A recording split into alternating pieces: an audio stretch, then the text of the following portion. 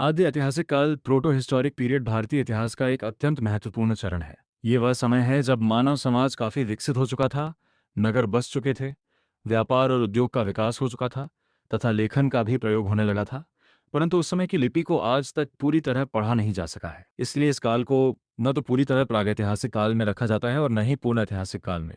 यही कारण है कि इतिहासकार इसे आद्य ऐतिहासिक काल कहते हैं। आद्य ऐतिहासिक काल को समझने के लिए हमें पहले यह समझना आवश्यक है कि मानव इतिहास को सामान्यतः तीन भागों में विभाजित किया जाता है: प्रागैतिहासिक काल, आद्य ऐतिहासिक काल और ऐतिहासिक काल। प्रागैतिहासिक काल वह समय था जब मनुष्य लिखना नहीं जानता था और उसके जीवन के बारे में जानकारी केवल पत्थरों के औजारों, गुफा चित्रों और जीवाश्मों से मिलती है। इसके बाद का चरण आद्य ऐतिहासिक काल कहलाता है, जिसमें लेखन का आरंभ तो हो गया था, लेकिन उपलब्ध लिपियों को अभी तक पूरी तरह पढ़ा नहीं जा सका है। इसके बाद वह समय आता है जब लिखित प्रमाण स्पष्ट रूप से उपलब्ध हो जाते हैं और इतिहास को व्यवस्थित रूप से समझा जा सकता है, जिसे ऐतिहासिक काल कहा जाता है।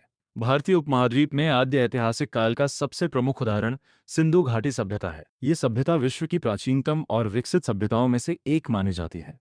इस सभ्यता का विकास लगभग 2600 ईसा पूर्व से 1900 ईसा पूर्व के बीच हुआ। इस सभ्यता के प्रमुख नगरों में हड़प्पा, मोहनजोदड़ो, लोथल, कालीबंगा और धौलवीरा विशेष रूप से उल्लेखनीय है। इन नगरों की खुदाई से प्राप्त अवशेषों ने यह सिद्ध किया कि उस समय का समाज अत्यंत उन्नत और व्यवस्थित था। आद्य ऐतिहासिक काल की जानकारी मुख्य रूप से पुरातात्विक खोजों के माध्यम से प्राप्त होती है। पुरातत्वविदों ने विभिन्न स्थलों की खुदाई करके वहां से प्राप्त भवनों के अवशेष, मिट्टी के बर्तन, आभूषण, औजार, मोहरें तथा अन्य वस्तुओं के आधार पर उस समय के समाज और संस्कृति का चित्र प्रस्तुत किया है। इन खोजों से ये पता चलता है कि उस समय के लोग नगरों में रहते थे और उनके पास व्यवस्थित नगर योजना थी। नगरों की सड़कें सीधी और चौड़ी होती थीं तथा मकान पक्की ईंटों से बनाए जाते थे। घरों में आंगन, कमरे और स्नान घर होते थे। इसके अतिरिक्त नालियों की व्यवस्था भी अत्यंत विकसित थी, जो उस समय की स्वच्छता व्यवस्था का उत्कृष्ट उदाहरण प्रस्तुत करती है। आद्य ऐतिहासिक काल की सबसे महत्वपूर्ण विशेषता नगर योजना का विकास था। सिंधु घाटी सभ्यता के नगरों को देखकर यह स्पष्ट होता है कि उस समय के लोग वास्तुकला और नगर नियोजन की कला में अत्यंत दक्ष थे। नगरों को सामान्यतः दो भागों में विभाजित किया जाता था: ऊपरी नगर और निचला नगर। ऊपरी नगर को दुर्ग या किला क्षेत्र कहा जाता था, जहां प्रशासनिक और धार्मिक गतिविधियां संचालित होती थीं। निचले नगर में सामान्य जनता निवास करती थी। नगरों की सड़कों का निर्माण इस प्रकार किया जाता था कि वे एक दूसरे को समकोण पर काटती थीं, जिससे पूरा नगर ग्रिड प्रणाली में व्यवस्थित दिखाई देता था। आद्य ऐतिहासिक काल के समाज की एक अन्य महत्वपूर्ण विशेषता व्यापार और उद्योग का विकास था।